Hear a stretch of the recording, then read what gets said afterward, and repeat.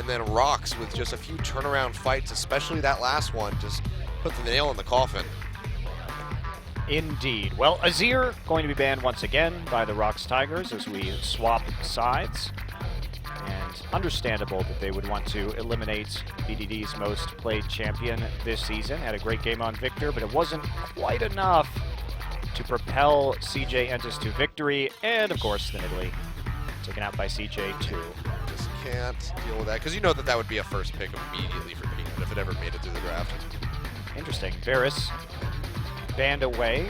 BDD has only played that once this season. Yeah, it's a little bit of an intriguing one, but still a very strong pick, as we've seen Crown played it in the first match and had one hell of a performance.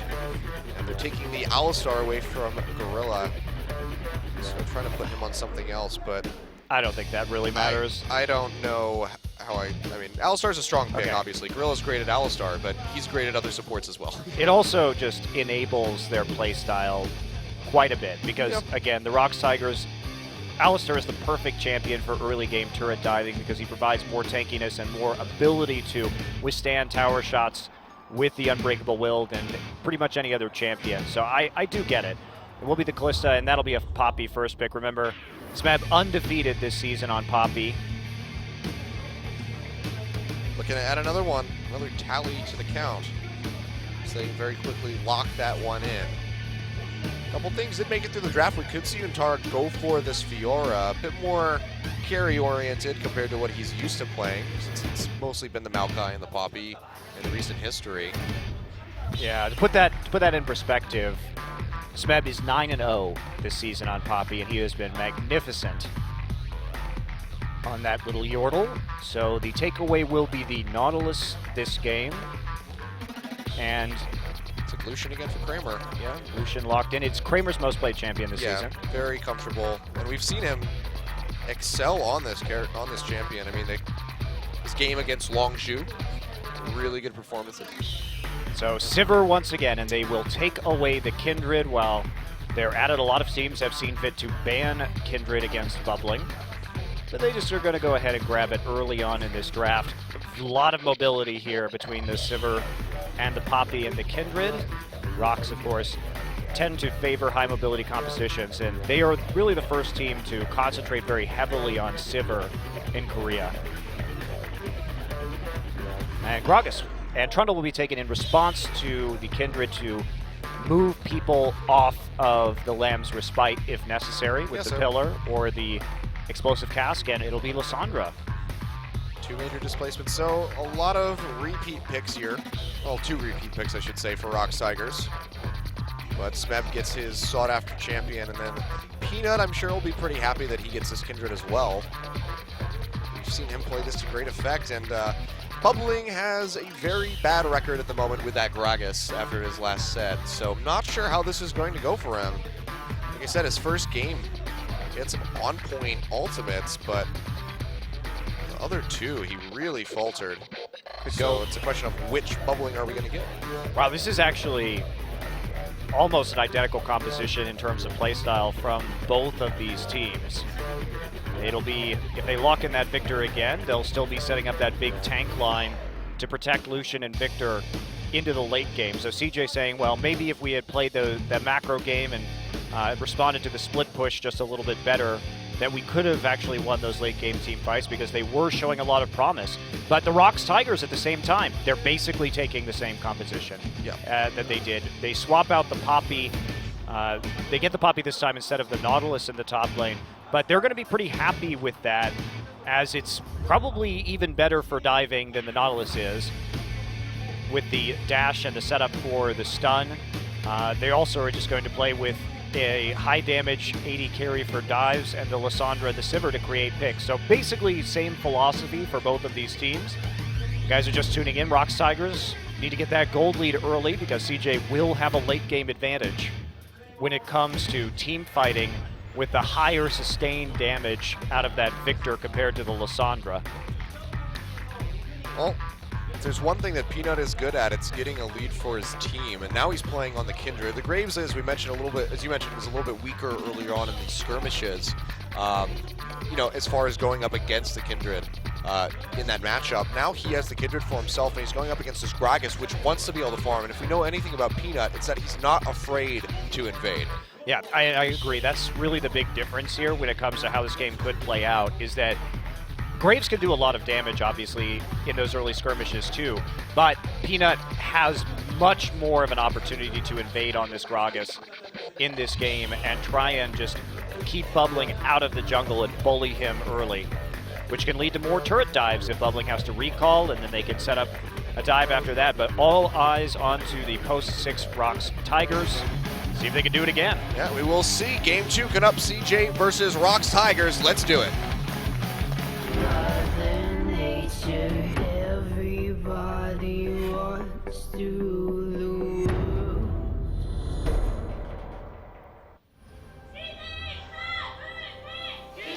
수강사의 협곡에 오신 것을 환영합니다. All right, pretty evenly split crowd now. CJ, I think, is a little bit of an advantage. Very popular team here. All the old Mad Life fans. Yep. Even on Reddit, there's a surprising amount of CJ fans, I must say. Every time I check that thread, it's always just like, that game gave me a heart attack, because CJ always barely wins their series. And this, of course, is one that they really need if they want to make it in for the playoffs, because they have a rough road ahead of them. Even just winning a game would be huge, because if they lose this one, all of a sudden, sure, they're 8-7 in best of threes, but they're -2 in game score. Yeah. They would be in quite a bit of trouble, actually. They'd be 19-21 when it comes to actual games, because they've been 2-0'd a lot, and a lot of their wins have been 2-1. And as I said, if they end up tied in a best of 3 with another team, the first tiebreaker is the game differential. Yeah. So they would pretty much be guaranteed to be behind when compared to a team like SKT that is +4 right now, and even Samsung after their win has a positive differential now, and Longzhu also +1. So that could be the factor that kicks CJ out of a playoff spot. Yep. Sort of like TSM right now. They lost 0-2 to Energy, so technically 6th place, so tied, so sets them back even further compared to Energy. So yeah, the way it works here though is the game differential, and then it's the head-to-head. So that's just an important distinction. I'm just saying it's those little details that can establish the the seeding as far as playoffs goes and whether or not you can make it. But yeah, this is one of the last 4 games that CJ is going to be playing this split before playoffs occur. So a win here would be great for them, because next they go up against, in no particular order, SK Telecom Team 1, KT Rolster, and the Africa Freaks. Africa should be a decent matchup for them, but we've seen that they have huge upset potential. They've taken games off of the ROX Tigers.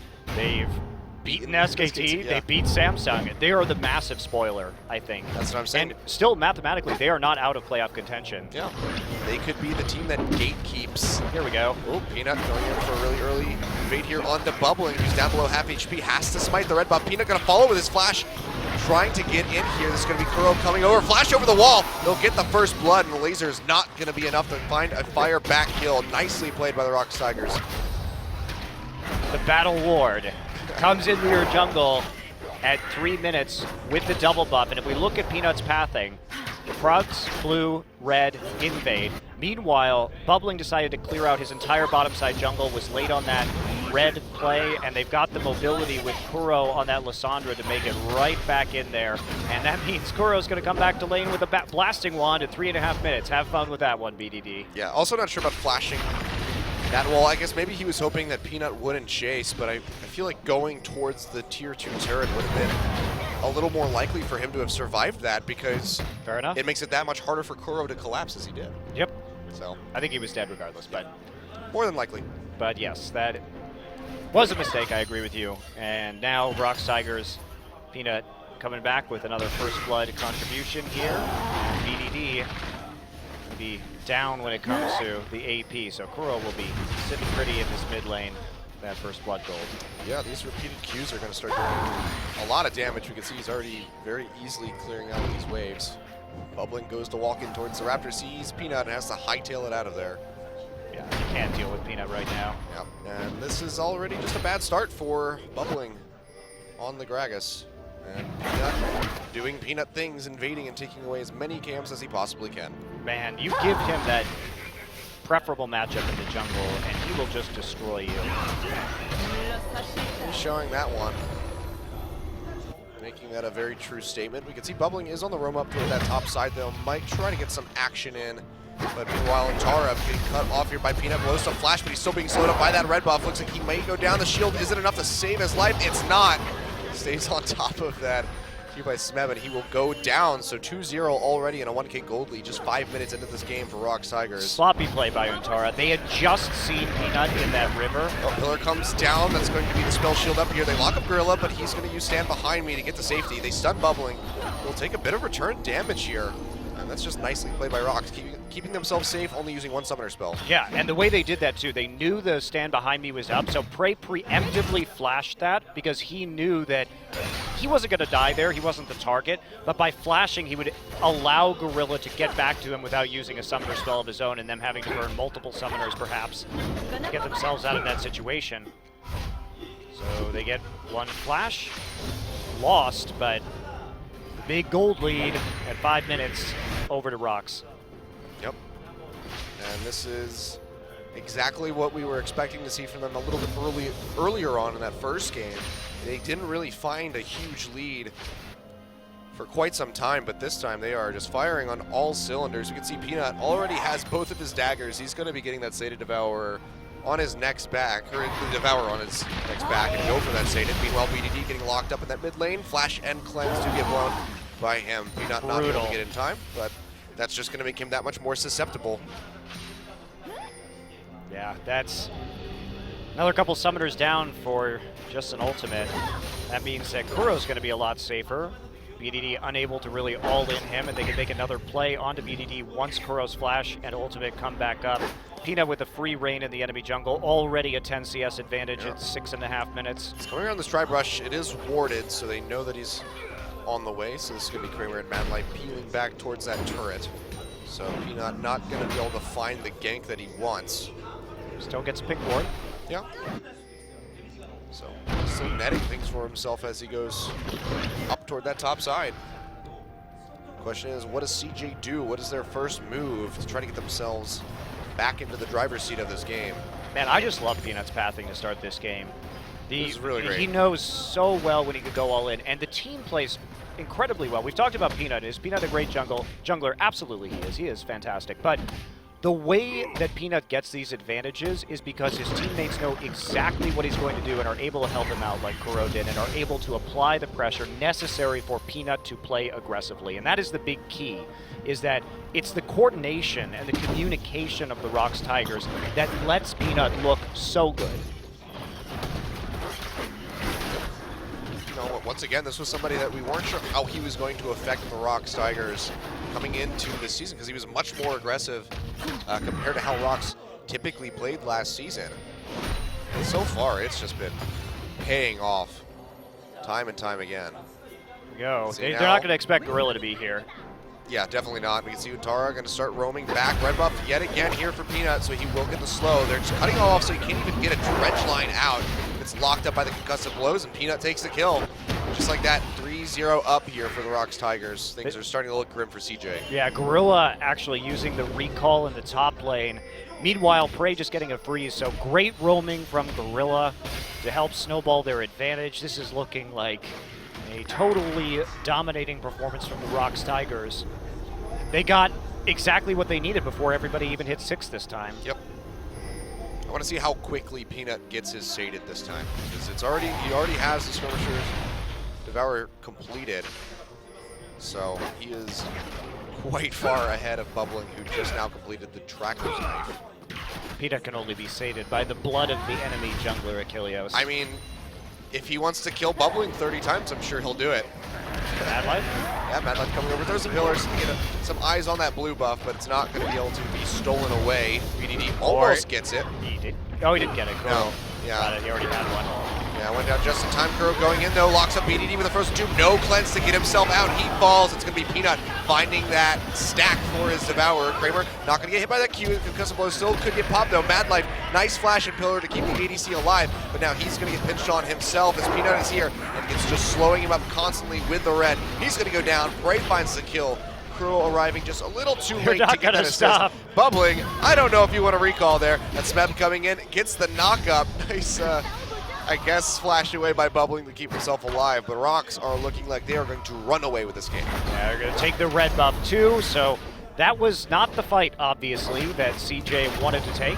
Definitely not. He just wanted the blue buff, man. BDD did not have cleanse, did not have flash, as you stated, and the blue buff steal was blocked, and then Bubbling going to go in, and that's the cue, right? They know the explosive cask is down, so there's no more disengage here from CJ. With the summoners on BDD down, this is just a shooting gallery with the Sivir ultimate. Kramer nearly got stunned right there, but the Braum passive stacks fell off right at the very end. Doesn't stop them from going in on this. That was actually a summoner heal used by Prey right there just to propel Peanut forward to make sure he could continue stacking or getting that red buff procced and slowing down Mad Life to complete the kill. Smeb goes really aggressive, but it's maybe like, I shouldn't do this. Does have to back off in the end. Meanwhile, there is a Lucian corpse on our screen right now. We'll get a replay over how Lucian Kramer managed to die. Yeah, that's an interesting one. Okay, but CJ did get the bottom and turret. Oh, yeah, looks like maybe he went for the turret in the bottom side. And then got killed by Smeb, because Smeb No. He was in the top. He was under the top lane turret. Oh, I see. You're right. All right, Peanut just came up there. Oh, okay, they just burned him. That's all. Okay, Oh I wasn't sure. Peanut is doing so much damage now. I thought maybe Smeb got that kill, but nope. Just Peanut things. Yeah, that's. They did take the bottom turret down though, Luntara. So at least they traded something. But the way the ROX Tigers play. They remind me, actually, I think G2 plays a lot like the ROX Tigers, which is that sometimes they give up cross-map objectives because they're trying to turret dive you or kill you or play ultra aggressively, and sometimes they're punished for it. Sometimes they actually fall into unfavorable trades as a result of their early aggression. Yeah. But the thing is that with death timers the way they are, at 30 minutes into the game, it's a lot easier in League of Legends or in any sport to act rather than react, because you can come in with a plan that you are talking about with your team 30 seconds, 1 minute in advance, and you give the other team, if they don't know it's coming, as we see a TP coming in, not going to do anything. On the hunt pop, can't get there in time, and that's TP advantage over to Smeb and Kuro now for ROX. Man, you messed that up, and now there's 2 TPs. They're going to get dove again, so that's actually huge that they couldn't make that play. But anyway, as I was saying, it always is an advantage to be able to plan and act rather than force an instantaneous reaction that you're going to have less time to communicate and less time to plan. And so when death timers are so long after 30 minutes, basically the way G2 and the ROX Tigers play is they just wait for you. They'll continue to play aggressively because eventually you're going to make a mistake in your response, and then after you make that mistake, they're going to just take a barrier, and you can't stop them at all. So G2 plays in a similar way, although I think G2 is, obviously I think they're not as good of a team, but the play style is similar. What do you mean? They're not as good as the ROX Tigers? I mean, they like to claim that they can beat SK Telecom or something, but whatever. That's not that big of a claim anymore. Here we go. No, they can't dive this turret. Yeah, definitely not. That's a good TP coming in from both Smeb and Kuro. Good Glacial Fissure by Gorilla. That was actually really good, though. Yeah. That's one of those situations we just talked about. By forcing out that, by being the ones to act and threaten that tower dive, CJ knew that it was going to be a nightmare for them with the 2 TPs up, so instead of actually just waiting or trying to return to lanes where the ROX could dive them or catch them overextended, they force the reaction, and they actually get both TPs out of the ROX Tigers, who have to respond instantaneously. They probably only needed 1 there from Poppy to defend that, but ROX make a mistake, they overcommit, and now there's no more TP advantage. So great idea from CJ to buy themselves some time in this game. Solid stuff. Of course, they did also net themselves the Rift Herald just a minute ago. Dragon was not traded out because of that threatened dive.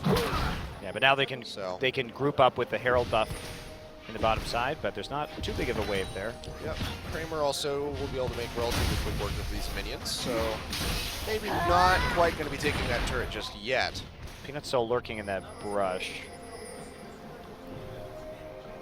trying to make Mad Life and Kramer go a little bit too far out. Kuro. But there's this ward here in the river spotting Gorilla and Kuro. Well, it doesn't spot him right now. They but don't it know will. that Peanut is there, though. Yeah. Gorilla on the roam He's back been waiting down. there for a really long time. Yeah. Got stacks to get. Oh, and he says, I know, I'm going to get him right here. Goes in on the Mad Life. Can he get the kill? Heal comes across from Kramer to keep him alive. He's going to dash right back, so not sticking with the dive despite having the Lamb's Respite. Respecting the follow-up by bubbling as they do spot him with that ward. Yeah, but they get 2 summoners for it. They don't commit too hard, and they just want this turret. That's the ultimate goal, is to chunk them out and get it. But true, Kramer doing a bit of work, as much as he possibly can, to work down Gorilla. Take him down to about half HP. Tar, though, roaming in onto this mid lane. This could be bad for Kuro. Throws out the Glacial Path, does follow it.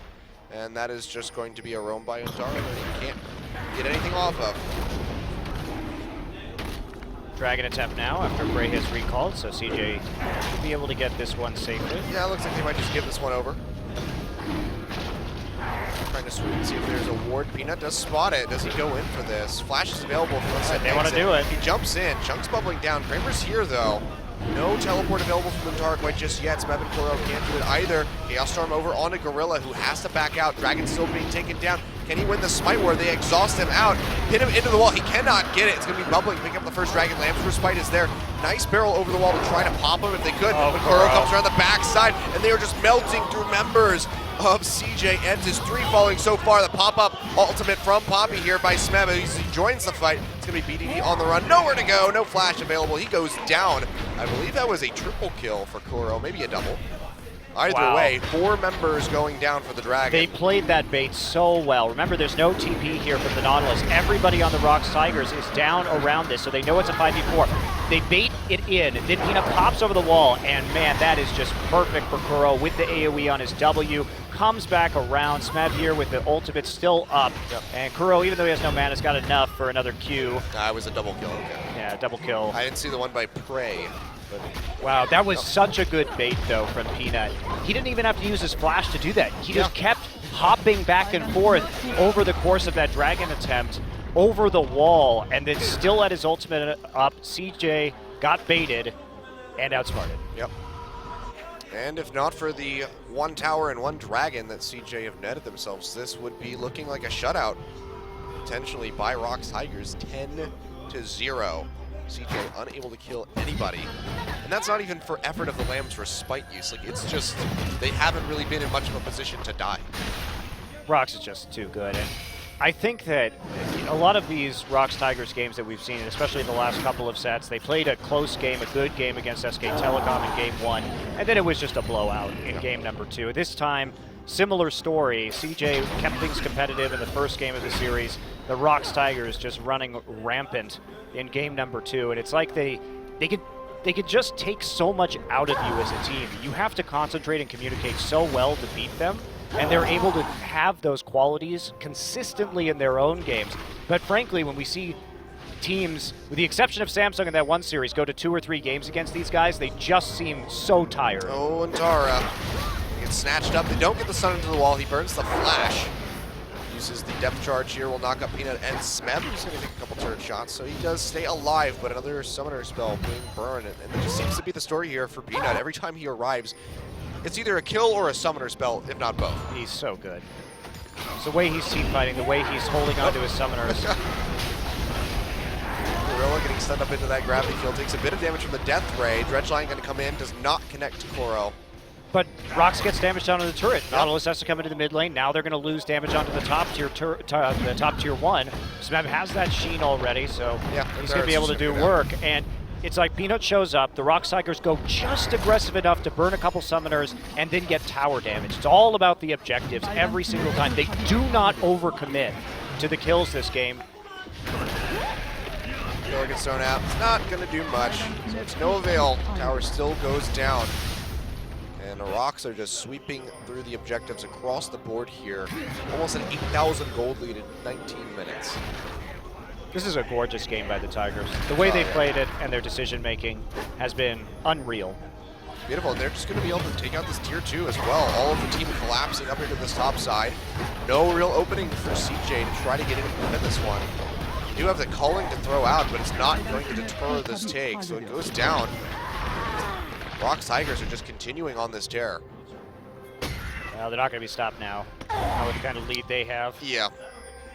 I don't even know if ROX could do anything that would cost them this game outside of AFKing.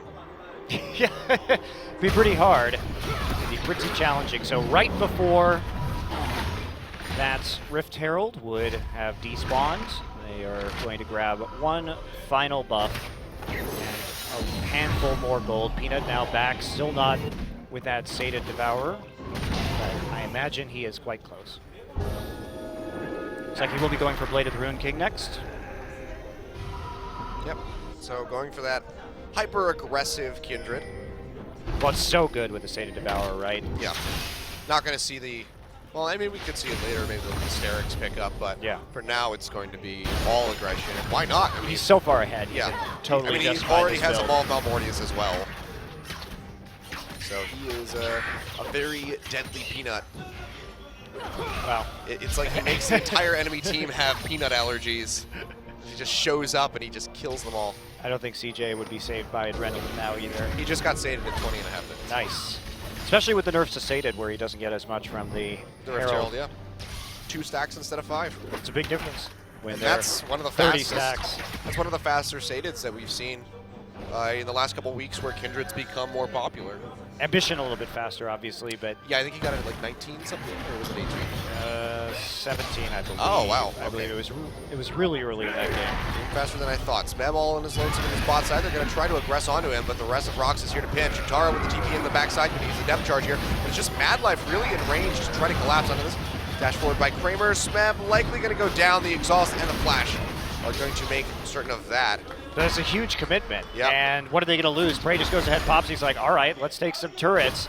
In response, you use your TP to get 1 kill onto Smeb. Herald buff as well here, so they're just going to work down this tier 2. And suddenly it's just the bot one standing. How far are they going to go? They're going to get some damage down onto this inhibitor turret. Well, they don't want to overcommit. This is going to be bubbling coming in from the backside. The cask is there, only finds Gorilla into the wall. That is going to be devastating for the rest of this engage. A very nice Glacial Fissure as well to just separate the 2 teams. And ROX are going to be able to successfully disengage after taking down that tower. Okay, well, they got 1 kill for a tier 2 and damage onto their inhib turrets. They had to use teleport. Now there are 2 TPs up for the ROX Tigers. This Baron bait's going to be really easy for them. Yep, they're trying to get onto Peanut as they pillar him out on the side. Bubbling though with the body slam over the wall, tries to get himself to safety. Looks like he may be able to do that, but here comes Smeb. Going to be able to get that stun. Nice flash away by Bubbling. Will keep himself alive for the time being. Ray takes a lot of damage from the Death Ray. BDD having to flash over. They get the first 2 down on the Kramer on the backside. He gets melted out. It's going to be a double kill for Kuro so far. As both Kramer and Bubbling have gone down, BDD is going to follow suit as he falls to Prey. And now Mad Life on the run with nowhere to go, just trying to buy some time for the rest of his team. And maybe deter this Baron, but he's going to get locked up, stunned in the wall, and Smeb takes him down. Oh, they found him. Yep, Boomerang Blade finds him. Prey's like, oh, okay. Hits the go button. They're going to chase down Untara. He doesn't even care about being there for the Baron that his team is doing. It's all about death to Untara. Yep, he's like, you guys got this. Tara gonna try to execute. I think he might actually be able to get it. Boomerang Blade just too short. Oh, yeah, I think he's got the execute. He's going for the fountain too. And, well, still a Baron in 23 minutes. yeah. There's Prey chuckling to himself after the long chase after the Nautilus. Yep. Surprising that he actually wasn't able to catch him right there. He had a max range dredge line onto the wall near the tier 2. That's the only thing, but with the slow base move speed of Nautilus, yeah, sometimes a little bit surprising. Oh, Peanut coming around the sidelines. Know that this dragon is going down. Probably going to go in for the steal. Let's see if he can get it. Stunned into the wall. It's not going to go down. Bubbling takes it away. And Peanut's all by himself in the pit. And they're just like, no, we don't want to deal with you. And they immediately back out. Oh, interesting. So he's actually not going for the Blade of the Ruined King. Oh, static shift? Yeah, quite possibly. Okay. Sated Devourer there too, obviously. We kind of talked about that at 20 minutes, and now the push with the Baron buff commences.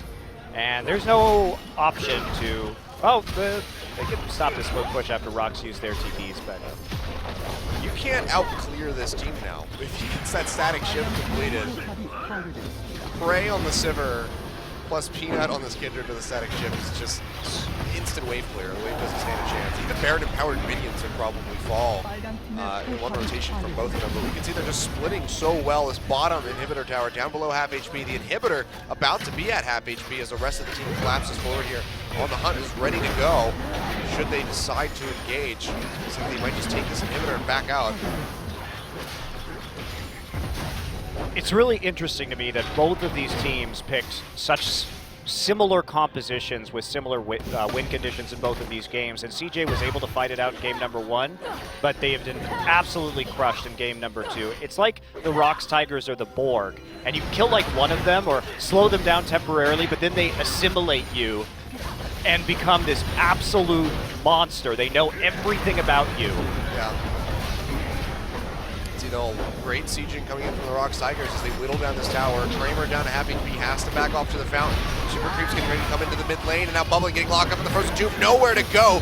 He goes down. It's actually Gorilla taking away that kill, and it's going to be 2 inhibitors down in the base now of CJ Entus. 35 seconds on the clock. Nice lambs just might keep Peanut alive. Will it be enough? The disengage coming through. Looks like he's going to be able to hop to safety. Smeb goes in, stuns Mad Life into the tower. He falls. Going to be Kuro, and that's going to be Kramer going down as well. This could just be the end of the game here for ROX Tigers. Sub 30 minutes. Peanut finally goes down. Gray quite low, the death rate not gonna go in, but Smeb, beautiful play into the wall, takes down BDD, and suddenly it's just Untara. 10 seconds left on Bubbling, the Nexus Tower's falling, the TP back in here for Kuro. That's gonna be the set going over to ROX Tigers. They're finishing this off at 26 minutes.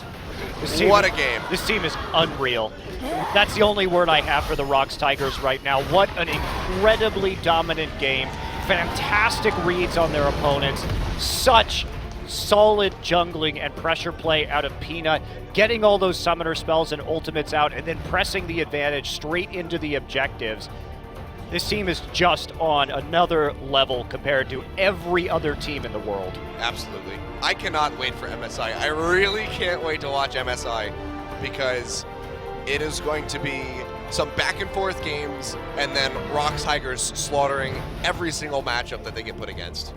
It's amazing to watch this team. The only team that I could think of that would maybe be able to put up any sort of opposition against them would be AHQ from the LMS, but even then, it doesn't seem that likely. I think there's some pretty good top teams in Europe, but yeah, there's nothing at this level either. And yeah, G2 looks great and all, but yeah, and H2K and Vitality, all solid teams for sure. But this team is something else right now. Yeah. Tough loss for CJ for sure. They've had a good run ever since adding BDD, but yeah, you know, we knew this was going to be a rebuilding season for them, and I think they've already vastly exceeded most people's expectations by even being in contention for the playoffs when they didn't have their star new player. Yeah. And BDD did great in game 1, and he continues to show a depth on a lot of champions that is surprising for a rookie mid laner. For sure.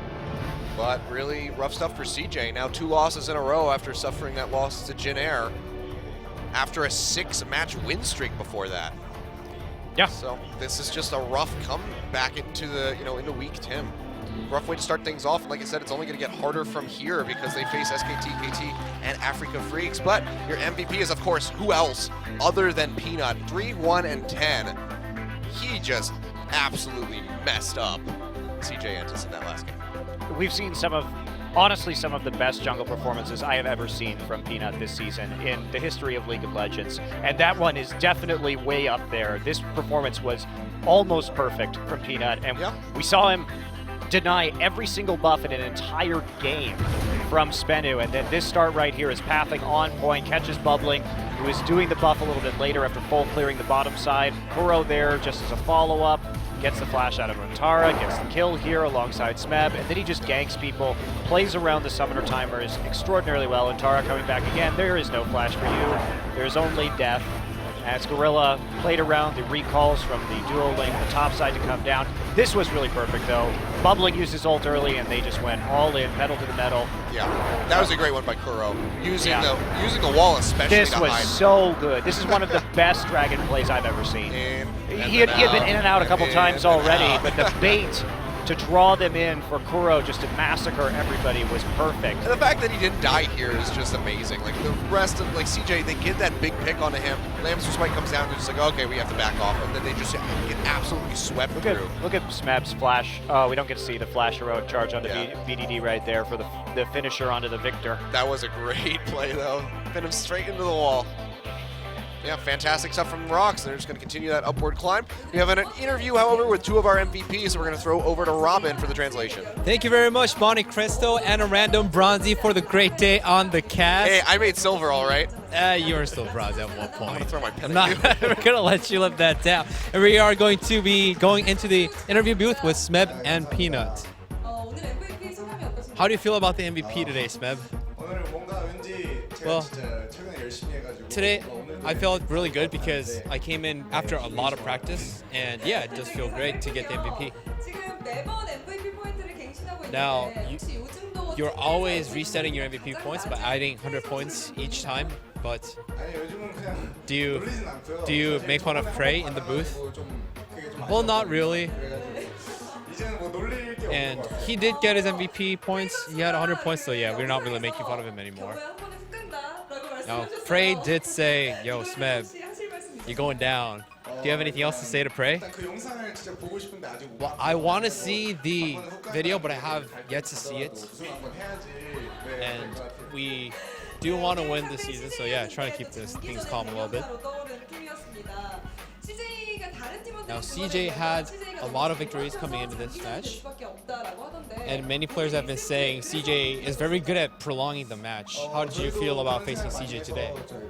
Well, we did worry about that coming into today's matchup, so 게임을 풀 건지 아니면 we had to decide whether we were going to try to end the game early or play the long game with them, and we decided to team fight with them.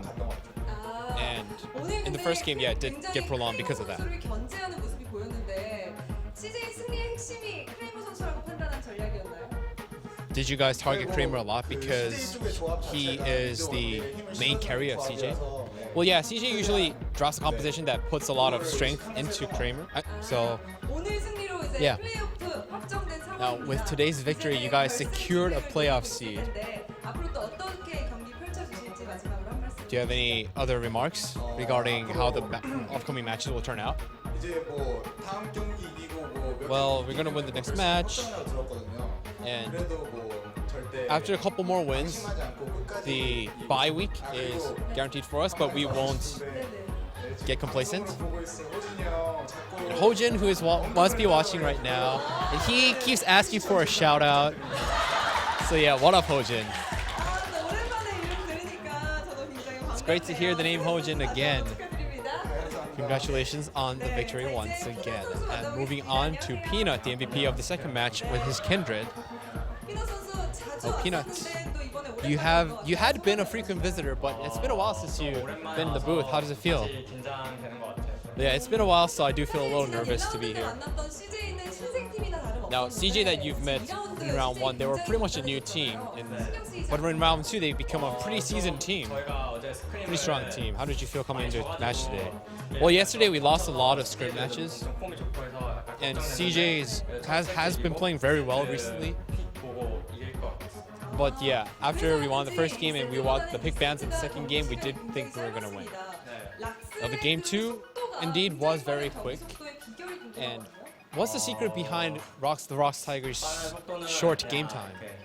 Well, the speed is, 정해놓고 설계를 미리 해놓고 하면 이렇게 it's all been calculated from the beginning and constructed meticulously. Perhaps it's because your skills do match your construction of the game plan that it works out. Bubbling is almost a complete opposite player to you. How did you prepare facing him today? Well, since last week, I told our coaches and our teammates that I was going to win the jungle matchup. And yeah, that's why I played so well in the second match. 평범했던 것 같아요. Well, I think it was a pretty normal game for me. 버블링 선수가 요즘 굉장히 화제가 되고 있는데 그렇다면 피넛 선수가 Now, Bubbling has been playing really well recently. Do you have a rival, maybe, you think? No. Well, maybe Ambition. since we lost to him. 네, 미션님. 그렇군요. 오늘도 늘 뒤에서 항상 또 So 경기 today, 지켜주시고 again, 분발하지 해주시는 감독님께 Your coaches who have been supporting you through all the games. Do you have anything to say to him? 도와주셔서 감사해요. Well, thank you for choosing me in place of Hojin. 힘들었는지 대답이 조금 짧았는데 여러분 다시 한번 큰 박수로 축하해 And 주시기 that 바랍니다. appears to be it for the interviews. Back to you guys to wrap up this really, really short day. Thank you very much, Robin. 치열한 상황이기 때문에 And of course, just wonderful interview as always from our MVPs, two guys that we see very, very often, Peanut especially up there. Now still dipping in and out of that top 5 spot for MVPs here at Champions, but he's constantly rounding up near that top side. So we'll go ahead and get a quick little recap. Of course, Samsung with that 2-0 over top of Spender Sonic Boom. Just couldn't find any ground really. Good start to that first game, but just falling off in the latter half of it. And then the second game was just all she wrote. Yep. And same could be said about our second series of the night, really. Yeah, it was actually very similar series, though maybe the second one a little bit more definitive by the ROX Tigers. Wow, that second game. That was one of the best performances. It's disgusting what the ROX Tigers can do to teams in this league. It shouldn't be legal. Shouldn't be. I don't think it is legal, actually. And with that, is CJ in trouble now, 8-7, Yep. but -2 in game differential. Samsung moves up to 4th place, and with SKT having played 3 fewer best of 3s, Yeah, there's a real chance that CJ gets knocked out of the playoffs. like I said, and one of those best of 3s that they still have to play is against SK Telecom. It's just not looking good for CJ fans. I'd love to see him make it into the playoffs because they've been on such a rise lately in the last couple weeks, sans these last 2 matches that we saw from them. But I don't know, the dream is just getting smaller and smaller as time goes on. But of course, tomorrow we're going to have KT Rolster versus Africa Freaks. Has potential for an upset. And then Longju versus SKT, which is going to be a really interesting one after that last time they played. So critical for playoffs, both of those matches. Yep. If Longju can get a win here, that will help out CJ quite a bit too. And of course, coming up on Friday will be Kongdu Monster versus the ROX Tigers. That should be nasty, brutish, and short. Yeah, Jin Air versus Samsung, though, has a lot of potential. And of course, here it is already this week. It's going to be SKT versus CJ, and then Spenu versus Africa. One that they have potential to win, but I feel like Africa still very much going to be able to come out on top of that one. Yeah, and Africa, again, if they could pull off some more upsets, they are not technically out of the playoffs yet. They really are playing gatekeeper right now. At the very least, they could play spoiler and really affect the rankings at the top side of the standings, as they already have by defeating SK Telecom. Yeah, it's going to be rough games for Samsung, SKT, and Longju as well moving forward. So playoffs really up in the air. Yeah. We got 2 more weeks after this week to really decide it all. So it's going to be interesting. We'll see you guys tomorrow night for more Champions.